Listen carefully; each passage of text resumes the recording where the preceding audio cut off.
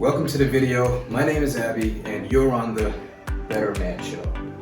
This is where I teach what I've learned in life so far on how to be a man that lives life with passion, purpose, and integrity. What I want to talk to you about today is the 3 boss qualities that I believe every man should have. Well, what does that mean? There's only really 2 types of people. There's employees and then there's bosses. The key difference that I've found between bosses and employees is that employees complain about how things should be, and bosses deal with what is. Now, I know I'm talking about it from a specific angle here, and I'm not trying to say that one is better than the other or that you should do this or you shouldn't do this. That's up to your unique situation. It's not for me to decide or to try to tell you or convince you that you should be an employee or a boss. But there are 3 boss qualities that I think we should all embody. Number 1. Decision making. One of the 3 major mental fatigues is the decision making fatigue.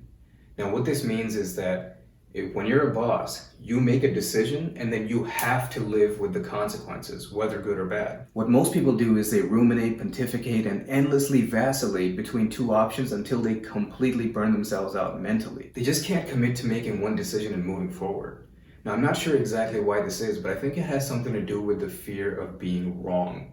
And that leads me to my second point. Feel the fear and do it anyway. Now, because you're a boss, you don't have the luxury of hiding behind someone else's authority. There is an element of accepting the uncertainty of life, knowing that at any given point in time, it could all be taken away from you just like that.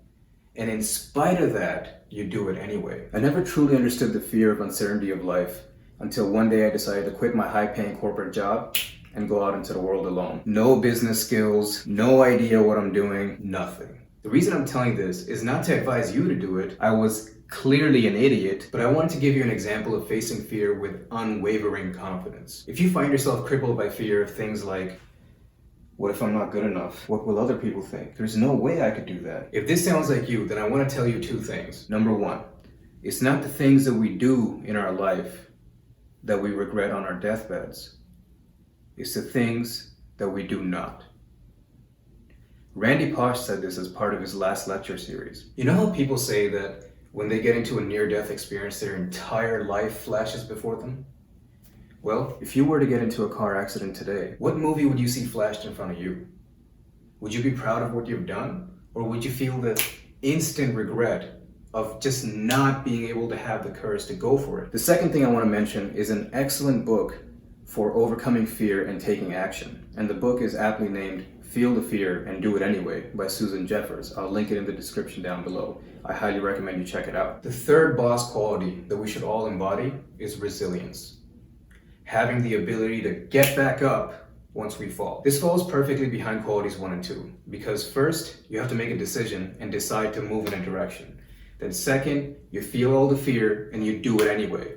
And then lastly, inevitably, you will fall. But let me tell you something you already know. The world ain't all sunshine and rainbows.